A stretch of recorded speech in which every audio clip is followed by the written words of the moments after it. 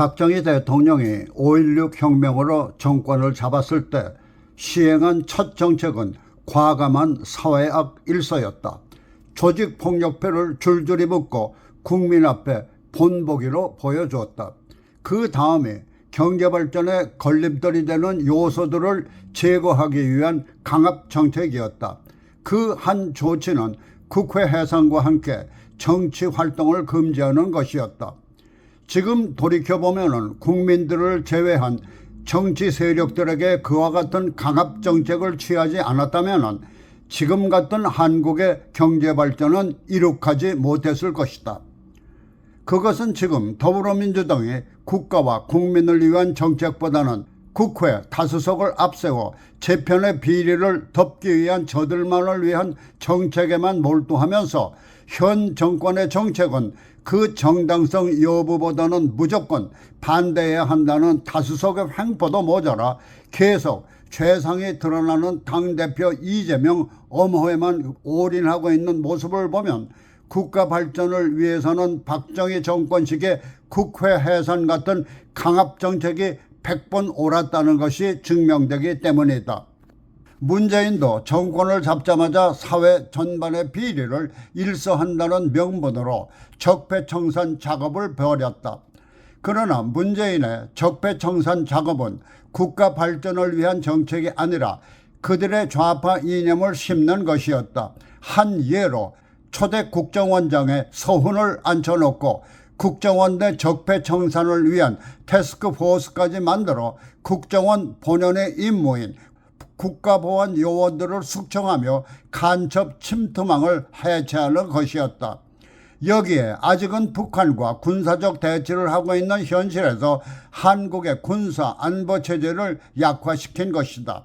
문제는 또 집권 초기 세계적인 명성을 얻고 있는 한국의 원자력 발전소를 박살내기 위한 정책을 펴며 경제발전의 기본 인프라를 파괴하려고 하는가 하면 자유민주주의 경제체제를 민중공산주의 체제로 바꾸려 함으로써 기존 민주주의 경제체제를 훼손시켰다.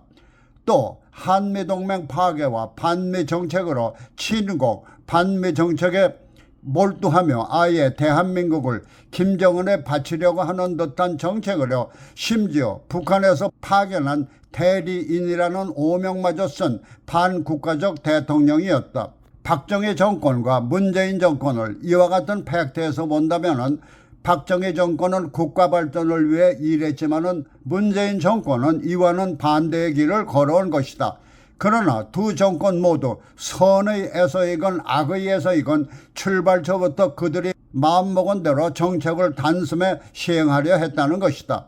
지금 한국의 현실은 문재인 정권이 국민적 심판을 받고 퇴진하며 새로운 윤석열 정권이 들어섰지만 취임 초부터 그들의 정책을 마음껏 구사하지 못하고 있다는 것이다. 지난 대선에서 국민들이 투표로 문재인의 퇴진을 결의한 것은 지난 5년 동안 문재인 정권이 저지른 적폐를 쾌도난마식으로 단칼에 베어버리는 쾌거를 기대한 것이 사실이다. 그러나 지난날의 적폐 수사가 이루어지고 있지만 국민들은 그 속도에 불안감을 가지고 있는 것도 사실이다.